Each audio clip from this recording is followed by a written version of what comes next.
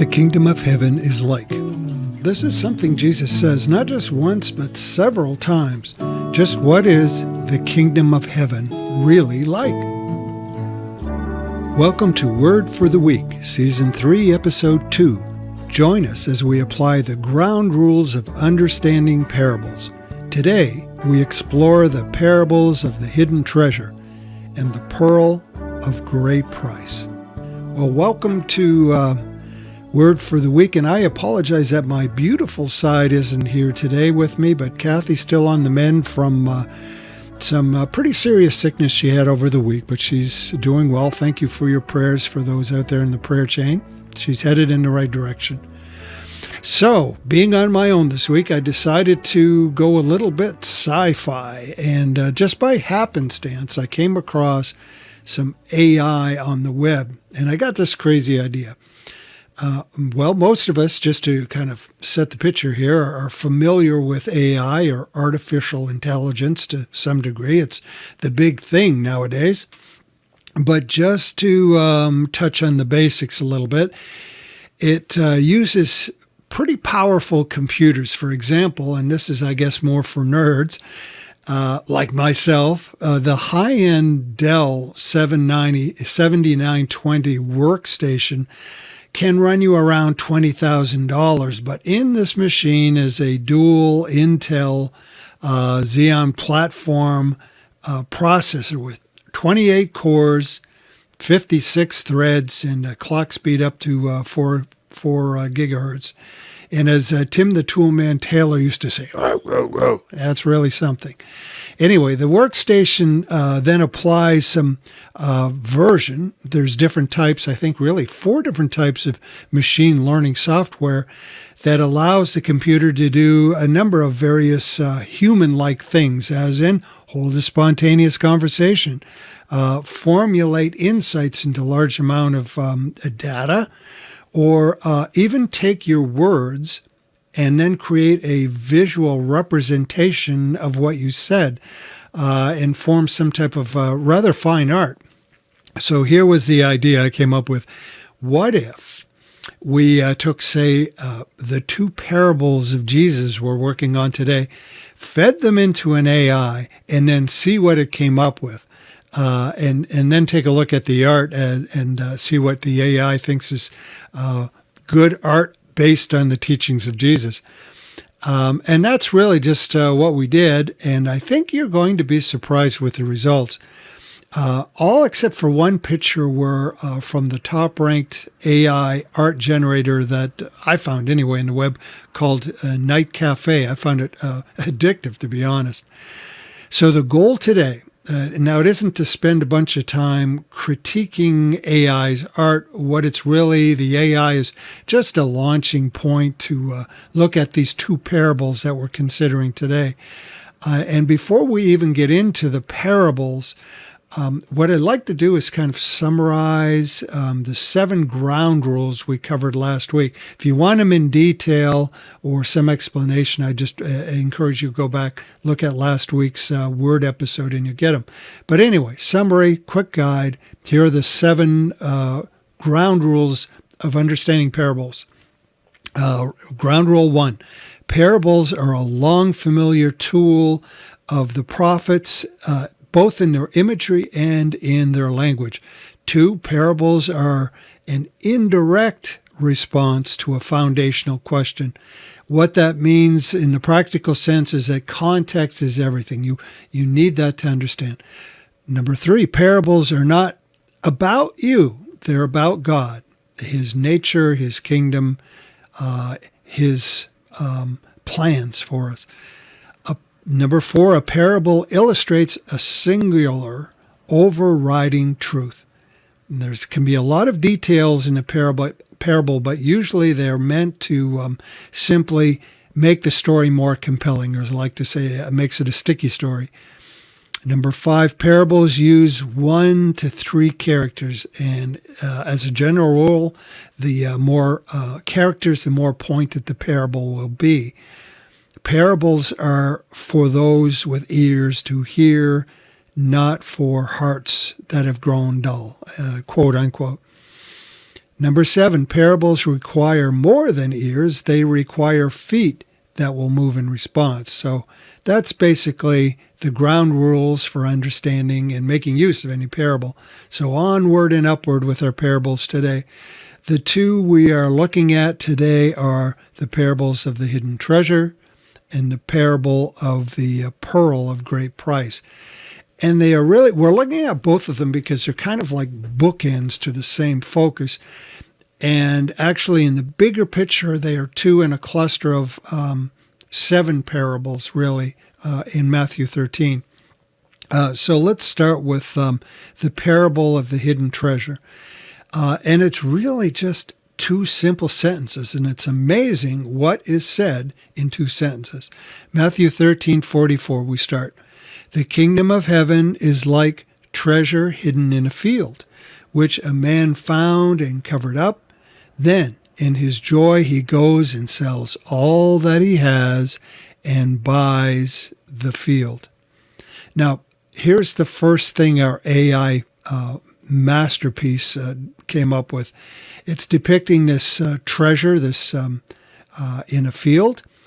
And I found it intriguing in that the AI displays the kingdom rather visibly, rather gloriously in the form of the city. It's really the field that it seems to have put into a hidden location. There's a regal gold-layered arch that frames the entrance into the landscape. And if you look really closely in the distance, you'll see one lone person gazing towards the city. Now, my apologies, the resolution isn't higher, but it was a learning curve as I was dealing with these things. But that's what we see in this picture. In the second picture I show here, the AI stayed with much the same theme, with a beautiful valley cradled by mountain spires. And there's a small stone building that suggests it might be an outpost, perhaps, to a kingdom ahead. And what's really interesting is that there's no sign of a treasure per se in the picture, except for this one possibility. There are stones that look slightly out of place, and they're dead center at the forefront of the picture, as if perhaps the treasure is hiding in plain sight. And that would be pretty fitting for a parable. Now, here's a bit of context. We were talking about context. We need that. Here's a bit of context for this parable, not in virtual but actual history. In the time of Jesus, there were no financial banks for the average person. And that was a thing of government and big business. A person's valuables, including what it'd be, their coins or other valuable possessions, they were more a currency of exchange than a commodity. And what I mean by that is the average person didn't really expect to gain interest on currency. Their best hope was to just hold on to it long enough to make the best and most opportune exchange somewhere down the road. So since there were no banks, the common practice was to hide one's money, especially if it was in times of tension, such as a war or foreign occupation. You never know what's going to happen there. If a person was concerned for their money, what they would do is they'd put it in clay pots, and then they'd bury it, and probably fairly deeply, I would think, and if possible, on their own property somewhere. Now, here's the thing. In times of turmoil, people get killed. And imagine you're somebody with a bit of wealth, you're killed. The property would then by default go to your closest living relative. And since the treasure is hidden, that relative probably doesn't even know that it's there at all. So there was a dream of finding stuff like this, and the rule accepted in society back then was really finders keepers.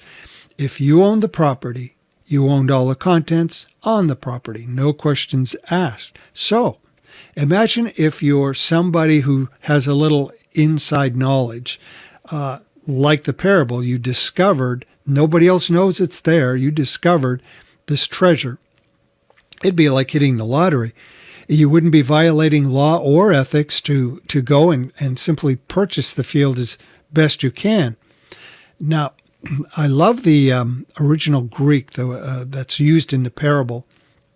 It actually doesn't say man. It says anthropos, or a human being is in the field and they discover this treasure.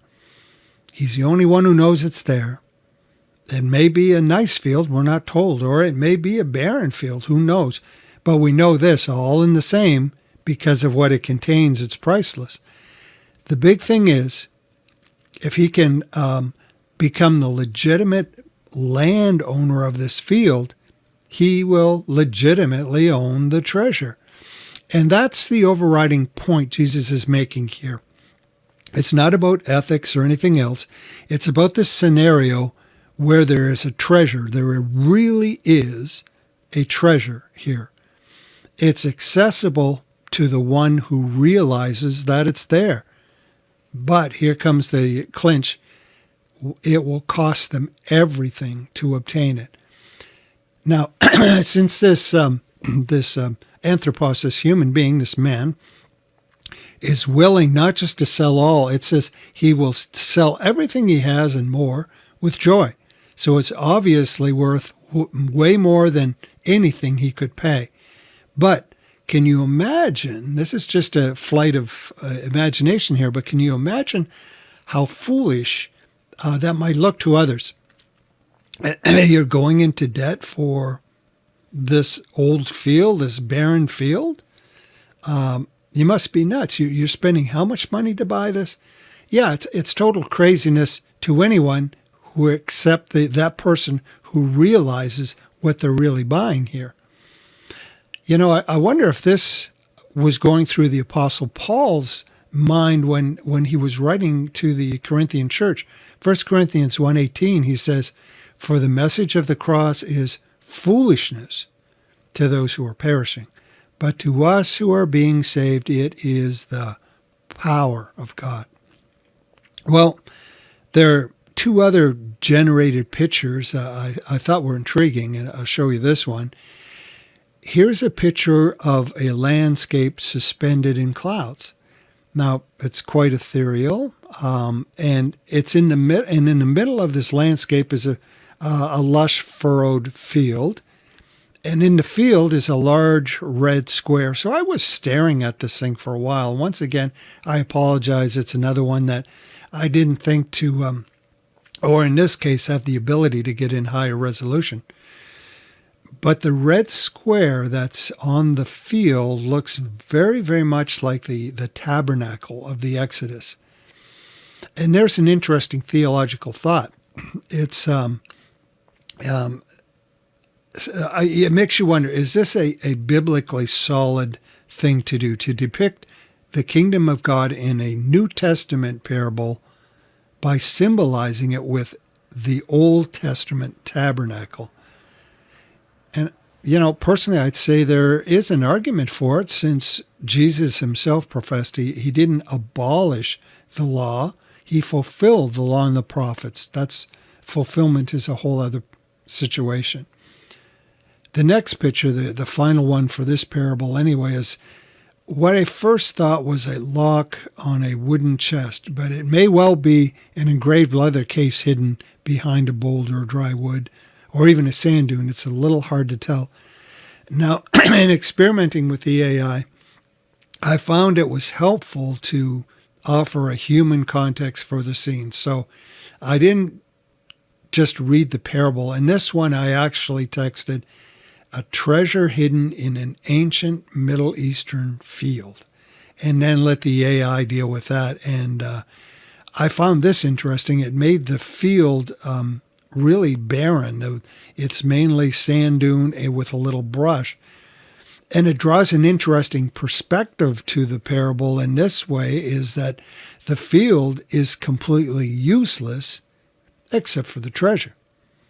So that's what I got for the AI renditions, allowing us to give a little backstory to the hidden treasure. So let's move on to the other bookend for a moment, the pearl of great value. And that's in Matthew 13, verse 45. And again, the kingdom of heaven is like a merchant in search of fine pearls, who on finding one pearl of great value went and sold all that he had and bought it. This time I put in the exact words of the parable, and I love the picture it rendered here. Most of the picture is taken up by what looks like the meat of many oysters, or if you're into seafood, it reminded me of scallops. But to the lower right, there is an imperfect pearl, is what it looks like, wrapped in a combination of oyster shell and gold, kind of molded together, kind of a liquid look to it. But now in the center is a huge oyster shell, and it has a metallic sheen to it.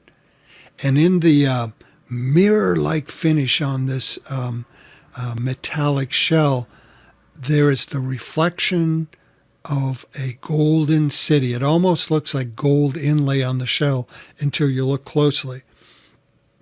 Then dead center in the front of the shell is a perfectly spherical pearl of a good size, and the blue luster of the pearl, it's perfect, and it's reflecting that same gold city. This is the fascinating thing for two reasons. I found anyway, is that the AI must really know its pearls for a start. If you research what features dictate the value of a pearl, it comes down to really, three or four things. One, size is, of course, bigger is better, right? Shape, that it's perfectly spherical. Color, and I have to say from research now, gold is the most valuable color of a pearl. However, the rarest color is blue, is actually blue.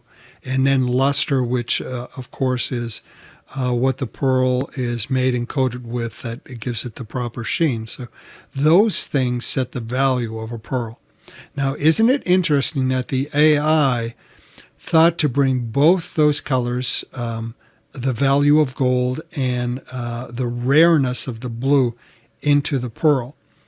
You know how much, I don't know if you're reading in or it's actually pulled together these many facts. The city of gold is obviously an illustration of heaven. So the pearl's gold isn't in the pearl itself. It's actually due to the perfect reflection from the luster. And I don't know if the AI meant this intentionally or not, but in this combination of rare and precious colors, it's a very vivid picture of that very parable. And since context is crucial, as we were saying, let's bring pearls into context, especially pearls in the time of Jesus. Now, there were no pearl farms in ancient times. As a matter of fact, it'd be interesting to know if they even realized what it was in the oyster that caused them to form pearls. But anyway, the only pearls that were obtained in that day were from wild pearls. Now, this is where it gets mind-blowing. The chances of finding any kind of pearl in a wild oyster is 1 in 10,000. And of those that do form, 0.05%, only 0.05% would meet the standard to be put into jewelry. So it's not surprising that in those days, pearls were actually more valuable than gold or diamonds. It's said, recorded, that Cleopatra possessed a certain pearl that if the worth of it in the day, if it was in our currency now, would have been worth $4 billion. Can you imagine? A $4 billion pearl. So pearls in the time were more precious than anything. So we know in the first parable that Anthropos, the human being, discovered what he wasn't even seeking. Scholars would say by the parable and by looking at other texts, it implies he was working in the field. He was just doing out there what he should have been doing. And because he was doing his work diligently, because he'd have to be digging pretty deep to find any treasure buried there, he was doing his job, and it just so happens that God had placed right under his nose what he intended him to find. Now, the second parable with the pearl, we're dealing with an active seeker. It is a jewelry merchant. He knows what he's looking for. Even so, the act of discovery was still beyond his control. He just happened to come upon the right place. He was at the right place at the right time. So the big thing is, in this bookend of the parables, is that he realizes instantly the value of what he's been presented. He's been looking and he knows what he's looking for and he doesn't miss it. So in the second AI picture, I gave the AI a bit of verbal assistance. I told it to render, and I quote this as I remember it anyway, an ancient Jewish merchant, jewelry merchant, holding a great pearl with awe. An ancient Jewish jewelry merchant holding a great pearl with awe. And then it came up with this picture. Now, the subject in the picture is a bearded man. He's in a beautiful white garment, and the garment sleeves are inlaid with gold. He's wearing a crown-like cap, and it's leafed in gold, and there are strands, what appears to be diamonds, hanging from this cap that he's wearing, which fits what we just discovered historically as far as what's worth what. He's also wearing, in modern terms, he's wearing a lot of bling. He's got gold necklaces on, bracelets, and these intricately detailed gold rings on his fingers. So obviously this guy is a very, very rich man. And there's a really clever nuance in this beautiful robe and cape that he's wearing. There are two large pearls on his right shoulder under the cloak. And the man is holding a single pearl up to his face, right about heart level. Now, I might be reading too much into this picture, but big kudos if the AI can actually get this going. The idea of two pearls on the right shoulder could mean, especially in the culture of the time, could mean the work or the burden of a person.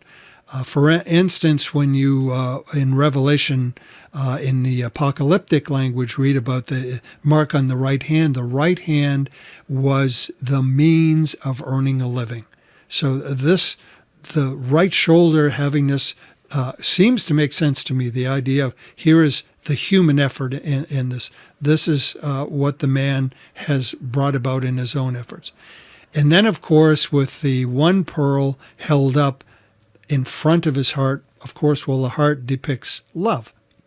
So it fits the parable in the way that he's giving up what he's worked for what he loves. That fits really well with the parable. Then there's the trade. Here's what I thought was really clever, of two pearls for one. The picture is implying that the one pearl he is holding is worth twice the value of what he owns. It's kind of an interesting thing.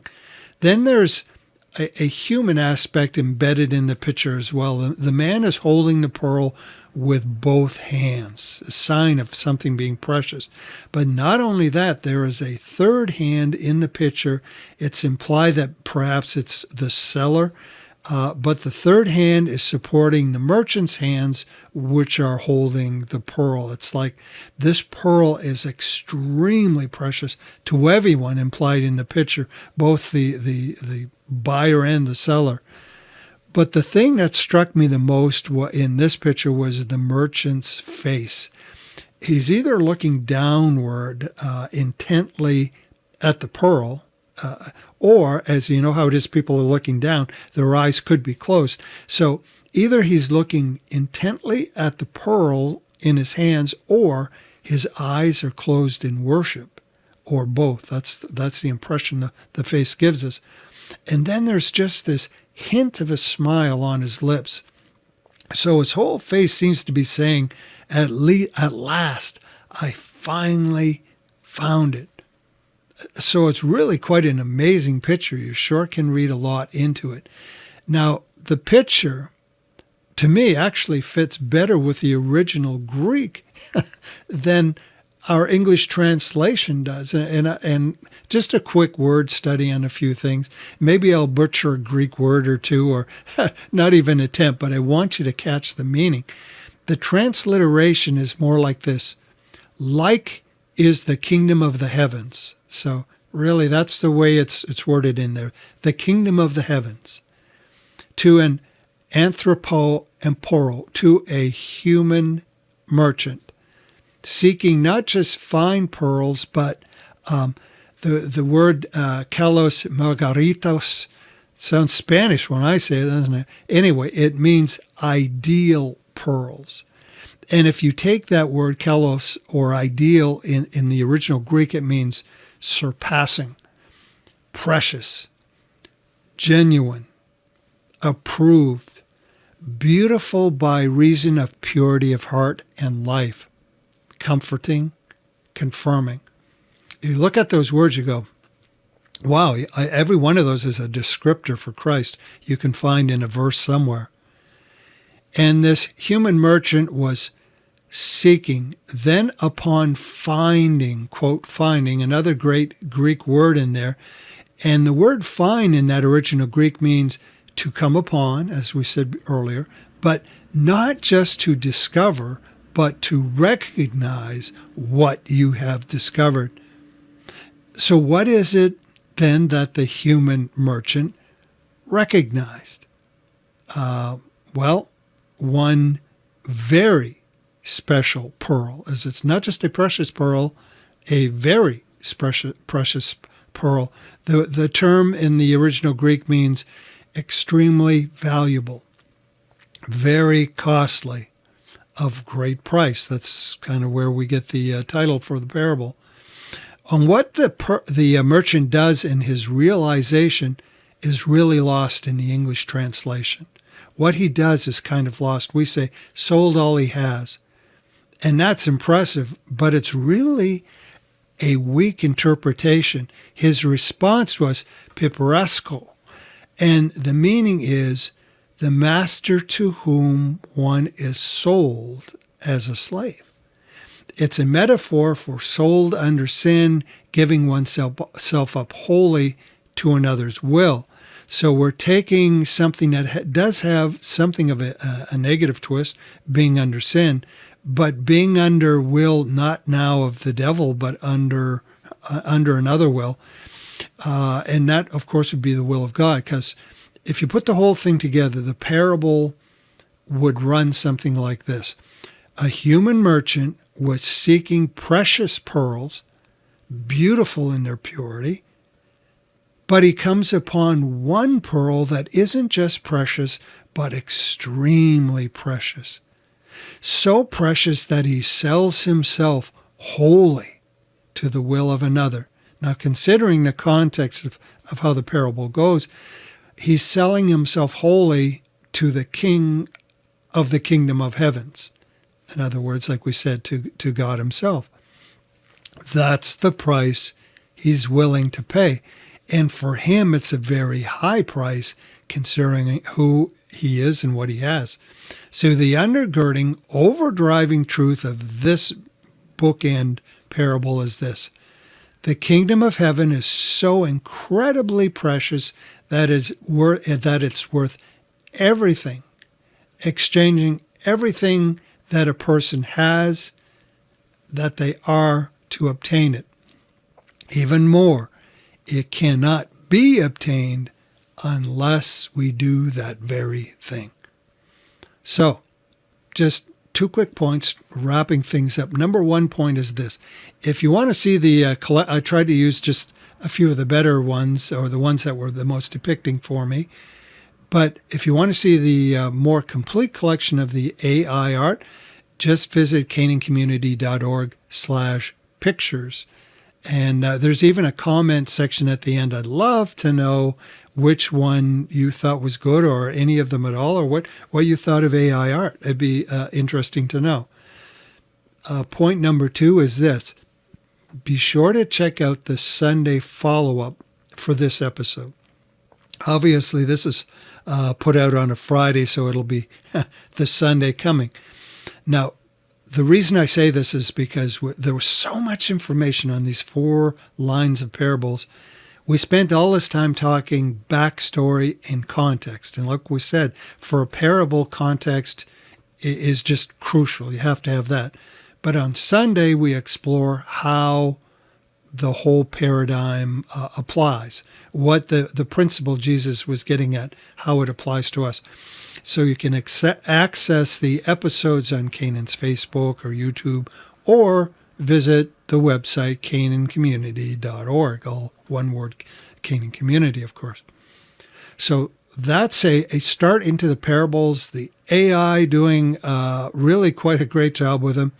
And I leave you now with this Sunday feature from last week, the hymn classic, Trust and Obey, but with a little twist. So enjoy, and until we meet up here again next time, be blessed.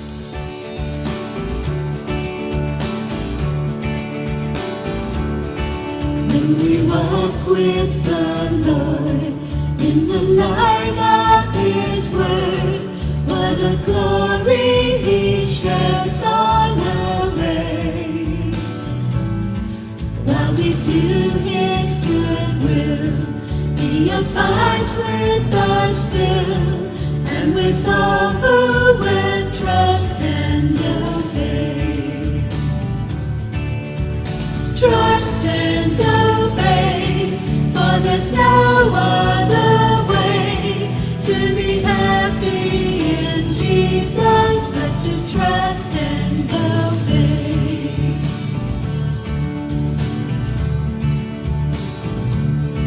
Not a shadow can rise, not a cloud in the skies, but His smile quickly drives it away. Not a doubt or a fear, not a sigh or a tear can abide while we trust and obey. Trust and obey, for there's no other way to be happy in Jesus but to trust and obey.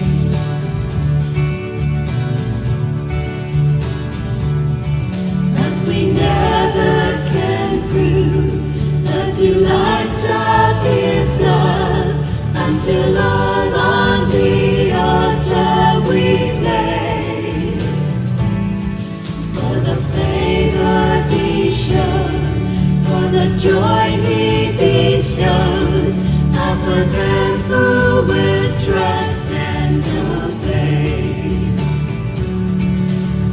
Trust and obey, for there's no other way to be happy in Jesus but to trust and obey.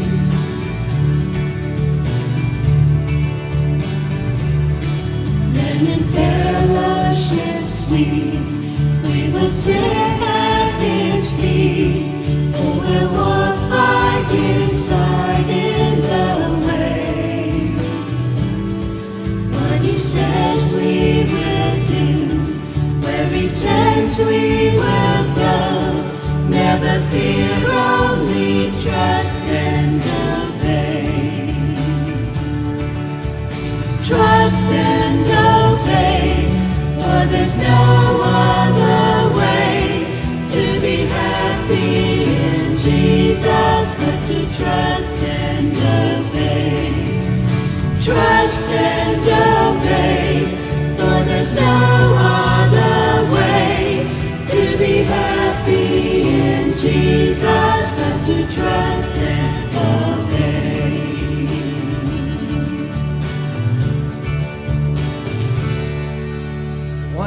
blessing God has given us, that through Christ we have those ears to hear and we have those eyes to see. And with all this great knowledge God has given us, the next step is to put one foot in front of the other. Just want a special blessing on Cody, who is showing that trust and obey. We don't just sing the words, we believe them. Lord God Almighty, thank you so much. The Lord goes with you. You are dismissed.